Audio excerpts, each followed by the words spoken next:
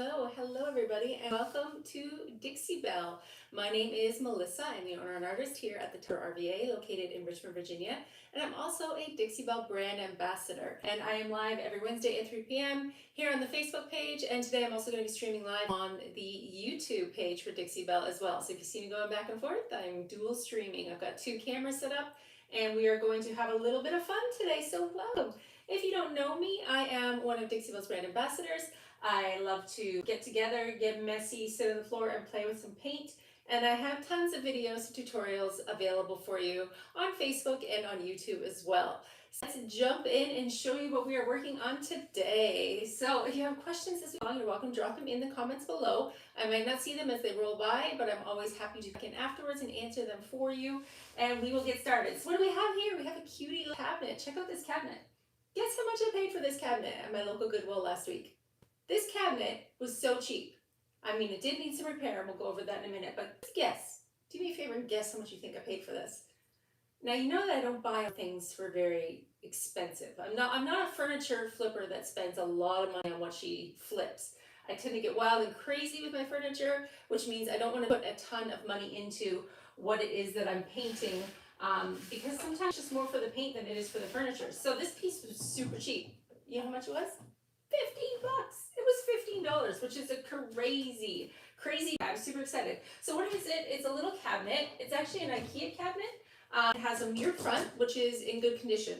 Somebody has spray painted this cabinet. They painted it in a white, but they left this wood fretwork on the front of this piece looking pretty good. Like, this is the actual wood color. It's a little dusty right now because I was using some mud to sand back and fix up some damages. But today's project, I thought we could paint a little on this IKEA cabinet, as well as do some stain matching on the bottom, because I'll stain the wood that I added to the base for my repairs to look like. So we're going to try and get it as close to this as we can today. So we're going to play with a little bit of paint, and we're going to talk about stains, and we will get started. So what did I do so far to fix up this? It was up on, not feet per se, but like a curved base. And where the water had gotten added, if you don't know MDF IKEA wood furniture, it absorbs water. If it cracks, it can really absorb the water, and inside of this wood, it's just particle board. And when particle board gets wet, it expands and it gets really damaged and funky. Like you almost can't fix it. So I added wood around the entire base of this project, and you can see it on the camera. Let me push this back so you can see it on this camera. I basically just cut the wood to fit the base and cover the damages. So the base was actually inset. Now these panels are pretty much level piece. My thought is to stain them and get them kind of looking like the front of this piece. So we're going to play with some gel stain today, see if we can't match it. Next thing up was all of this. There was some trim marks on the side that had just completely come off, so I had to remove that with my tool. If you don't know what a multi-tool is, it's one of these really cool little tools that you can get in and scrape. It's got kind of like a blade on it. I use this a lot. I probably should get more than because I use it a lot. So my thought was, well, if I can't get all the trim off, like the broken trim, to patch in with mud and fix all the cracks, I could, look at that, that was a lot of dust. I could possibly wood you've been molding. So I grabbed out all the rolls of trim that I have. I have like a basket weave trim roll. This is trim roll number 716. It is 2-in-1. It's really big, it's really chunky. I thought maybe I could put that around the top. Then I grabbed this one. It's a bit thinner. This is wood you've been number 124. 124 is a little bit more ornate. And then I have this one, which is like a Greek key. This is wood you've been trim number 715. So here's the dilemma that I run into. The only trim that fit the edge well was this trim. And this is like an ornate, scrolly trim. And if you ask me, an ornate, scrolly trim doesn't really match with this style of cabinet. I mean, would it if I painted it all the same? Probably. It'll probably match. But I just felt like it didn't fit the vibe. So even though my first thought was to cover all of this trim that was broken with the wood you bend, it's just not going to work to what I was thinking. So I actually just removed all the broken bits, patched it the best that I could, and used Dixie Belle's to patch it and make it flat. And then I painted on, actually, I didn't use Bonding Boss because I'm out of Bonding Boss, but I did still have a can of Slick Stick. So Dixie Belle used to contain Slick Stick for your gripping primer. This is for anything slick or shiny, any plasticized surface that you wanted to paint. And then they also had Boss, which was a separate product for bleed through and possible tannins or stains and smells. So they combined both now into one product, which is called Bonding Boss. So this is actually not available anymore online. You might still be able to find it at your retailers, but you don't need it because you now have Bonding Boss, and Bonding Boss is the same thing. So I did 2 even coats on top of this melamine fake wood cabinet to try and get it ready for paint. And now it's ready. It's no longer shiny. I fixed the repairs. It's not perfect. Like if you come in real close, you're going to be like, oh, I can see that there's like some edges that aren't exactly even, or maybe this little corner goes up a tiny bit more. For what it's worth, I don't think that anybody's going to notice once it's done and painted. So we have 2 jobs today. Number 1 was pick color. Do I still have the sheet up here? There it is. So number 1 was pick a color. Dixie Belle has 3 lines of paint. If you're not aware of all the lines that Dixie Belle makes, we'll go over them really quick for you right now so you can learn a little bit about them. This is terra clay paint. Terra clay paint is your texture paint that you're going to use for anything where you're building and distressing and getting a real artistic look. That's not for this cabinet. Then you have chalk mineral paint, which I highly considered. I was actually thinking of using one of the colors from the cottage collection, which was a nice green, but I don't have enough of it. So that was changed as well. And now we're back to one thing left. We have silk alma mineral paint. So seal a top coat on the top of this cabinet because it's always good to add that extra top coat to the top. But we have a bunch of colors here, and I actually have 2 colors on the floor that I thought we could mix together today. So these are the silk color options. Quite a few ones. And I was thinking, don't be mad at me for this because you either love it or you hate it, but it's been selling really well for me lately. I'm going to go green. So we have 2 colors of silk alma mineral paint here. This is midnight green, which is definitely more of a blue green. If you'd ask me, I definitely think it's more of a blue green. And then this is Acadia. This is from my tester pots when they first were coming out with these colors. This was for me to practice on, so this is not a whole can either. How about we just mix these together? What do you think about just like dumping them both into one can, shaking it up and see what we get? I mean, they're both green, they're both silk, they're both close in value, but then I'm going to use like what I have left and make a brand new color that's custom. So let's do that. Let's open it up on the floor, dump it in together, and we are going to see what we come up with, okay? So let's see. Actually, we should show what they look like separate and then what they look like together. So I'm just going to take a brush that I have on the floor here. Let's see if I have a color on the floor. I do. It's my lucky day. Okay, so this is the color Acadia. Acadia is this nice mossy green. It's very deep green, okay? And then this is midnight green. Now midnight green is definitely a little bit more blue. It has blue undertones. You can see how much more of a blue green that is. So this is like mossy green to me. This is like a blue green to me.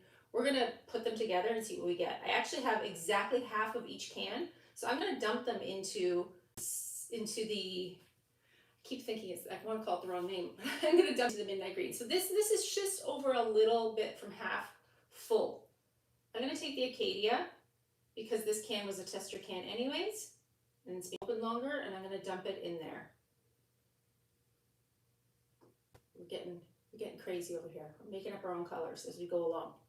Okay, so I'm going to take my lid and I'm going to shake it up, and we are going to have a brand new color. Let's see what we get. It could be amazing. It could be terrible. I might entirely change my mind and go a whole nother direction. So let's just shake this up. These paints are water-based. They have 0 VOC, no smell, safe to use inside around your pets. Easy peasy paint. I need a paint shaking machine. I saw somebody recently, a furniture painter who had her own paint shaking machine. Could you imagine? Wouldn't that be fabulous? I'd be great, because you know me, I'm gonna make a mess. So it's still a little bit more like midnight green, but just less blue. Let's see what color we got in the middle. So this is the new color, which is actually pretty darn nice. I like that. That's what we're going to go to today. So if you were to create this mix yourself, you would need 50% Acadia, 50% silk all-in-one midnight, and then you would be able to get the look, the custom look from Dixie Belle, which is also use up the rest of the paint that you have rather than open something new. So that's what we're going to do today. Second of all, silk all-in-one paint is like a nice smooth paint. It's recommended to paint a nice one color finish. You usually use like a nice smooth brush to apply it. It's self-leveling. It's really great for keeping a finish that looks like it's sprayed. But we're not going to do that today. We're going to go another way. My plan today is to actually take this paint and dab it on, because this paint over top of this textured damaged piece, if I build up 2 layers of this in this manner, letting the first one get completely dry, what's going to happen is I'm going to get a nice little stipply effect. There's no rules in painting. There's nobody there saying you have to paint it super even Steven. You have to be super, you have to have no brush lines. Baloney. That's, I'm calling baloney. You paint you like, how it works for you, and how you're going to get it on your project.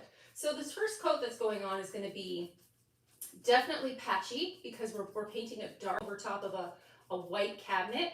But once it gets dry and I do the second coat, what will happen is that patchiness will just disappear. The patchiness will be gone, and we will have this beautiful finish on top of a cabinet where you hide any possible damages, right? Because up here at the top, it's not perfect. It's not exactly perfect. So this will give me, instead of a velvety smooth surface, patting this paint on like this is going to allow me to really disguise those damages.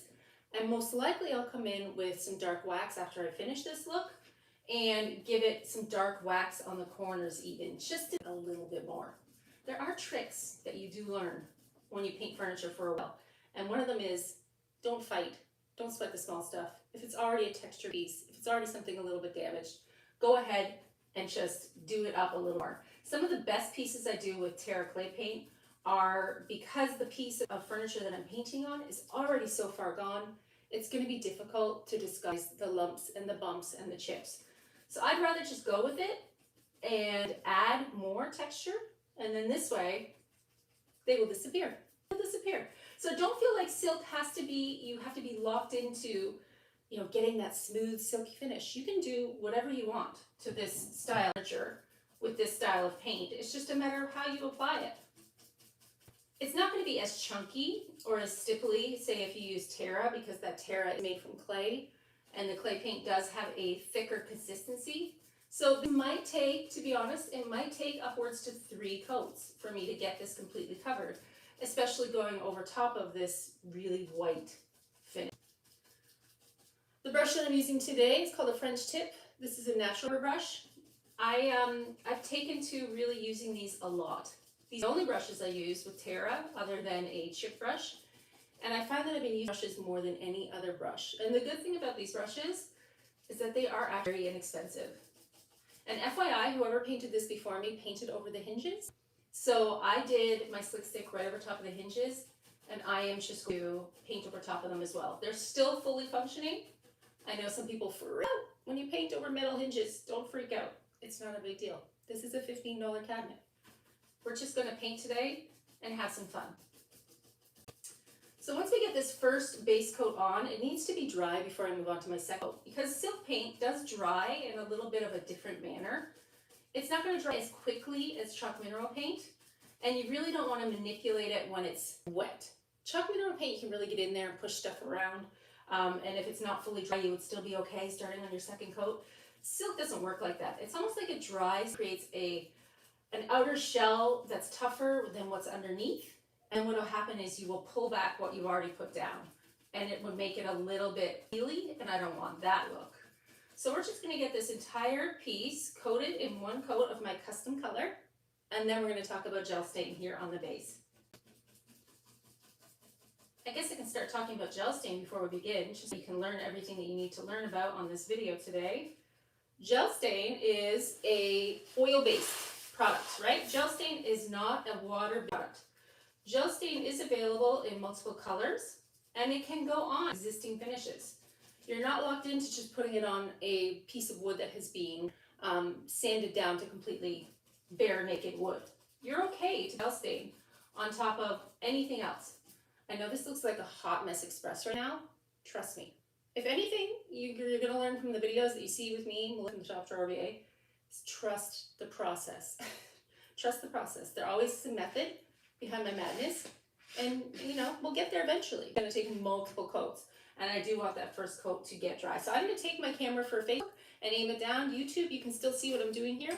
So let's take you in and push you down a tiny bit so we can get you talking about gel stain. Okay. I asked on a poll on Instagram this week if people thought I should paint the base that I've added. And you know, this is not a professional added base. Okay, this is me and a nail gun and scrap wood from my shed. Is it gonna be perfect? No. Is it gonna do the job? Totally. So today we're just gonna stain down here because obviously I'm not gonna get up here with an extra brush. I don't want to take things off when I'm still wet. So we're gonna try and take this naked wood and we're gonna try and take it to, let's see if I can open this door at the same time. Oh gosh, that's a disaster and a half. Maybe we should work on the front piece. Let's turn the cabinet. We'll start over here. So we're gonna try and match this color of stain that's on the piece. Now, that might mean that I'm gonna use more than one color of gel stain. Gel stain is kind of buildable. You know, you can kind of start light and then build it up and go long. So let's open up the gel stains that I brought over here on the floor and see if we can match this color right here. So what did I bring? I brought Gold Ash. FYI, gel stain is only available in this size right here. It's the only size that we have from Dixie Belle Paint. And I brought the worst screwdriver to try and open this up.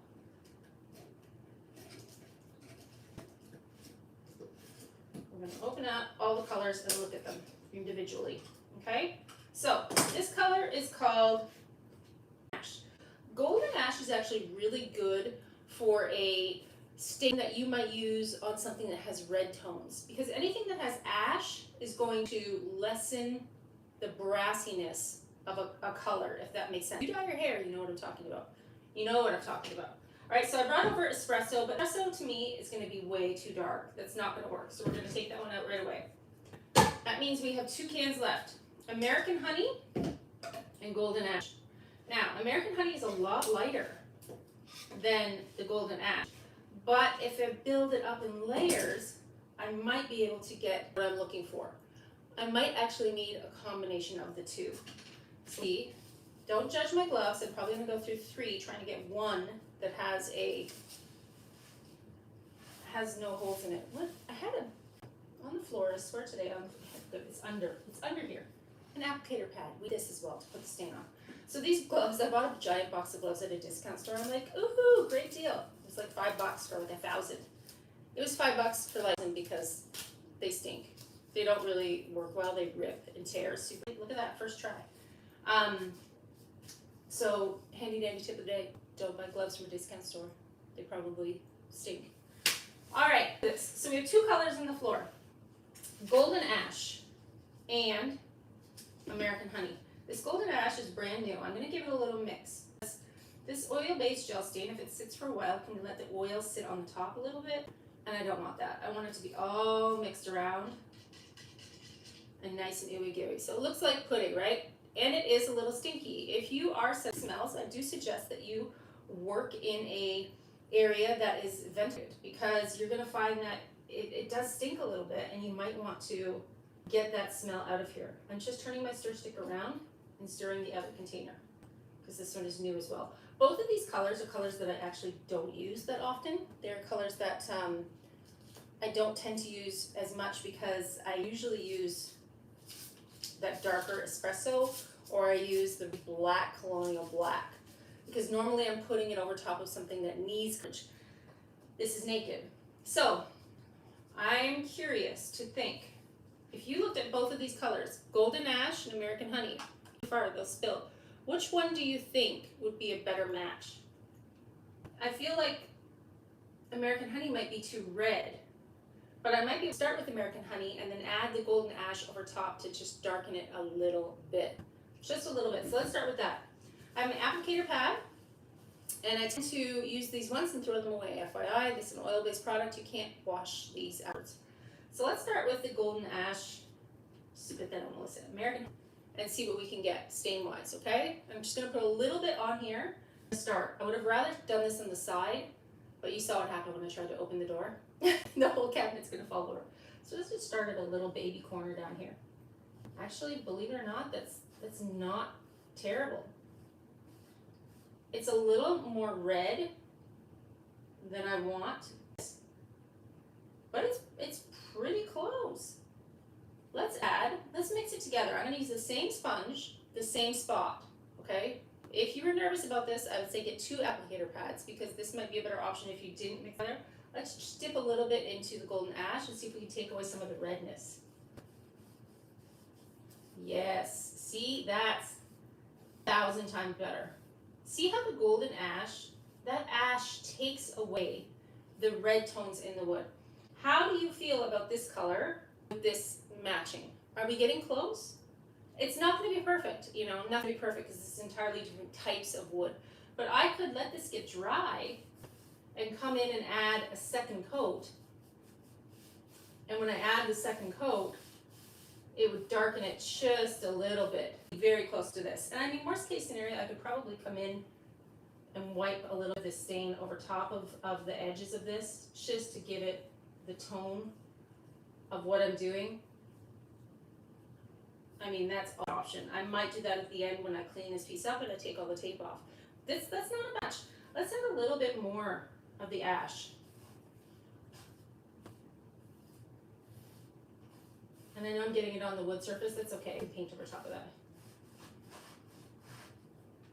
I can't really tip this without it falling down, so we're just gonna have to really get in close. I don't mind that at all. I actually think that's pretty good. So I'm gonna go back and forth in between the 2 stains. I do like a little bit of the red from the American Honey, but I do think that the golden ash is gonna be the, what a pretty color. What a pretty stain. If you even tried gel stain before, what are you waiting for? This is the greatest thing. I love gel stain. I really love it for existing finishes, but it can go on naked wood like this too, and I rarely stain naked wood. It's usually over top of something else. I like that. And see, it looks a little darker here. It's just absorbed it in that spot. This is gonna be very pretty together. I'm just gonna go back and forth between the 2 colors. And I'm just gonna start to play with it a little bit. Because it's oil-based, it's thicker, you're not locked into like having it all suck in at the same time. You can kind of lay it on a little bit heavier. I feel like it just needs to be a tad darker. So what I'm gonna do is wait for this to get dried. And gel stain takes a while to dry, you know, it could take upwards to 72 hours. It's an oil-based product. But once it's dry, what I can do is come back in and then add another coat, and that second coat is going to definitely be thicker, definitely go on just enough to really pull those 2 colors together. But I think that's a pretty darn good mix. What do we think? Pretty good, right? Not bad at all. Okay, so let's go back to our cabinet and see if it's getting any more dry on this side. It is not. I don't want to use a heat gun. So that, friends, might be as far as we go today because I don't want to overdo it. I want to be able to do this cabinet the right way, and that means because I'm applying the silk in that stippling like this versus so smooth, it's going to take a little bit longer to dry. Can you see how pretty the green is though with that color? Oh my gosh, green and wood is a very boho combination, right? Like it's just, I like it. I like the combination, and I like the custom color that we made today. What do you think of it? It's adorable, right? So today's project, if you're looking to mimic what I'm doing, you would obviously paint a cabinet. You would need to use Slick Stick or Bone Emboss. Both of those things are going to work equally well to help you get your piece ready for paint, making sure that you wait the 2 to 4 hours between coats of Bond Emboss and then 24 hours before you paint. The color we have today is a custom color. This is half Acacia and half Midnight Green mixed together to create a beautiful custom green. And then stain to try and match my wood fretwork that's in the front of this mirror. And we use 2 different colors, Golden Ash and American Honey. Both beautiful colors from Dixie Belle's Gel Stain. And I really think this is going to be the perfect combination. I think I just need to deepen and darken it by adding 2 even coats. And that's going to have to wait until tomorrow to make sure that this gets really dry. I hope you enjoyed the video today, hanging out with me, playing with paint. If you've seen me before, my name is Melissa. I'm the owner and artist here at the Drawer RVA, located in Richmond, Virginia. Also a Dixie Belle brand ambassador. And I am live every Wednesday, and I'm now streaming live on Facebook and also YouTube. So if you have any questions, drop below. If I don't read them now, I will definitely read them later. And I will see you again next week. Take care, everybody. Thank you. Bye-bye. Over here. Click here too.